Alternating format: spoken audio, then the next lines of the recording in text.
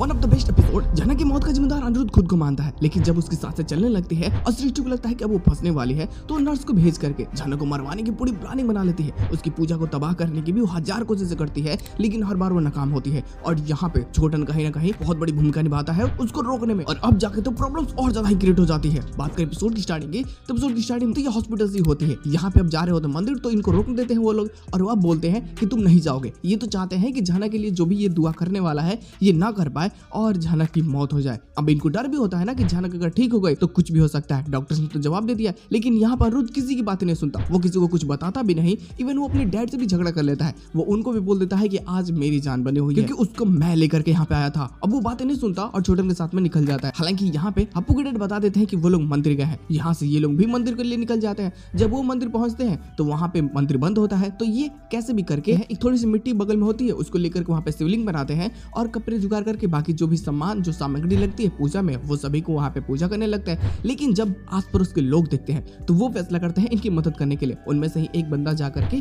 पंडित जी को बुला करके लाता है और वो पूजा करना स्टार्ट करते हैं। जो गोत्र लेकर के जो एंड तक सारी रस्में होती है वो सभी को वो करता है। लेकिन जब पूछा जाता है कि आखिर आपका रिश्ता क्या है तो ये बोलता है कि वो मेरी रिश्तेदार है, लेकिन छोटन वहाँ पे बताता है कि नहीं वो इनकी धर्म पत्नी है। अब जब ये बातें होती तो वो भी इस बात को एक्सेप्ट करता है, और यहाँ से तो नेक्स्ट लेवल तमाशा होती है क्योंकि जब वो ये बातें बोलता है तो वहाँ पे पूरे गाँव के लोग होते हैं और ये सभी लोग बातें सुनते हैं। तो वो लोग बोलते हैं कि अगर वो ठीक हो जाएंगी तो आप उनको लेकर के यहाँ पे आइएगा। अब यहाँ पे पूजा होने लगती है, सृष्टि बाकी सभी लोग पहुंचते हैं और ये ना उसको रोकने की कोशिश करते हैं। ये उसका ध्यान भटकाने की कोशिश कर रहे होते हैं, लेकिन यहाँ पे छोटा समझा देता है कि अनिरुद्ध पूजा कर रहा है, वो कोई छोटा बच्चा नहीं है, आप लोग प्लीज उसे डाइवर्ट ना करें। अगर कुछ ऐसा होता है तो मैं आप लोगों को छोड़ूंगा नहीं। आज वो भी 7वें आसमान पे उसका गुस्सा होता है और वो भी समझा देता है कि आज आखिरी वार्निंग है सबके लिए। और यहाँ पे जब सृष्टि नहीं मानती और उसको लगता है कि शायद इसकी जो भी ये पूजा है ये कहीं सफल ना हो जाए, अब इसे तो डर लगने लगता है कि अगर ऐसा कुछ हुआ तो बहुत बड़ी लफड़ा हो जाएगी, क्योंकि ऑलरेडी हॉस्पिटल में पुलिस आ चुकी होती है कुछ टाइम में।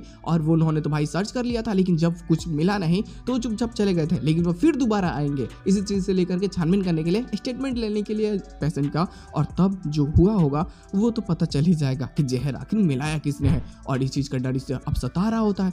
यहाँ से पूजा जैसे संपन्न होती है, पंडित जी अब जो गाँव के लोग होते हैं इनको तो पता है कि ये अपनी पत्नी के लिए पूजा करवाए, तो इसने जो शिवलिंग बनाया होता है उसको ये संभाल करके मंदिर में ही स्थापित करते हैं और ये फैसला करते हैं कि आपको अपनी पत्नी के साथ में यहाँ पे आना होगा। जब ये सब बातें वो सभी लोग सुनते हैं ना जो इसके घर वाले हैं, अब उनको लगता है कि क्या, अब उनको तो खुद की कानों पे तक विश्वास नहीं हो रहा होता है कि वो क्या सुन रहे हैं और आखिर अनिरुद्ध उनकी बातें क्यों नहीं मान रहा। यहाँ पे अर्ची की भी समझो को बहुत ज्यादा बेइज्जती कर देता है। वो बोलता है कि तुम हट जा मेरे सामने से, मैं तुम्हें कुछ नहीं बताने वाला। अब ये उसको रोकना चाहती है, उसको हॉस्पिटल नहीं पहुंचने देना चाहते, बट फिर भी ये कैसे भी सारे बंधनों को तोड़ते हुए छोटन के साथ में निकल जाता है हॉस्पिटल के लिए। जब हॉस्पिटल में आता है तो डॉक्टर्स बोलते हैं कि पूजा से क्या ही होगा, हम जो भी कुछ कर रहे हैं कोई रिस्पॉन्स नहीं मिल रहा है, इनकी सांसें तक नहीं चल रही है, अब ये कोमा में जा चुके हैं। लेकिन ये हिम्मत नहीं हारता, इसकी आंखों में वो दर्द, ये रो रहा होता है लिटरली। इसको समझ में आ जाता है कि झनक से ही मैं हूँ और मैं झनक से प्यार करता हूँ, झनक नहीं तो मैं नहीं। अब जब ये बातें जब उसे क्लियर हो जाती है ना तो वो सोच लेता है कि उसे कैसे भी करके झनक को होश में लाना होगा, और इसके लिए वो लाख कोशिशें करने लगता है। और अब डॉक्टर्स उसकी मदद करने लगते हैं। और तब ये सारी बातें जब सृष्टि को पता चलती है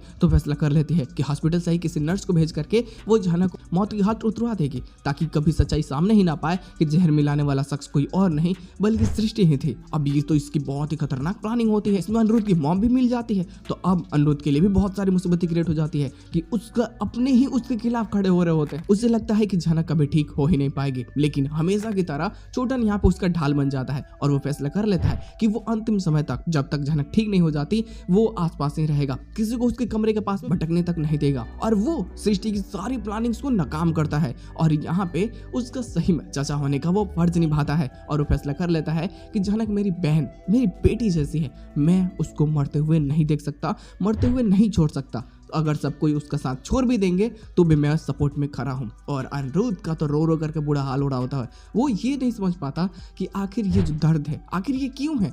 मैं झनक का कौन लगता हूँ, झनक मेरी कौन है, मैं तो बस उसको अपने साथ लेकर के आया था, ये प्यार कब हो गया। अब ये प्यार का दर्द उसे इस कदर मजबूर कर देता है कि वो सांसें तक नहीं ले पाता, वो समझ नहीं पाता कि अब क्या होगा, आगे आने वाला समय क्या बतलाएगा। हालांकि सभी के साथ एपिसोड की एंडिंग कर दी जाती है, लेकिन देखना सच में बहुत बेहतरीन होगा कि आने वाले एपिसोड में क्या प्रॉब्लम्स क्रिएट होते हैं। वैसे भी पुलिस के आने के बाद में जो स्टेटमेंट देनी है, तो यहाँ पे ठंडाई पीने के साथ में वहाँ पे सीसीटीवी कैमराज भी लगे थे और ये सारी चीज़ों के बारे में बाद में ये सबको पता चलेगी कि उसकी फुटेजेस गायब हो चुकी हैं और वो फुटेजेस गायब किसी और ने नहीं बल्कि अनिरुद्ध की मॉम ने ही करवाया है, ताकि सच्चाई ही सामने ना पाए और सृष्टि यहाँ से बच जाए। अब ये सारी प्लानिंग प्लॉटिंग तो बहुत ही खतरनाक होती है अनिरुद्ध के खिलाफ, लेकिन जीत हमेशा सच्चाई की होती है। यहाँ पे प्यार की ही जीत होगी और इस बार सच में प्रॉब्लम्स बहुत ज्यादा बढ़ने वाली है। अगर कोई इसका एक्स्ट्रा प्लॉट मिल जाता है मॉर्निंग में तो हम जरूर इस पे बातें करेंगे लोग, क्योंकि अब थोड़ा थोड़ा ये जरूरत बनता जा रहा है। प्यार हमें भी हो गया है।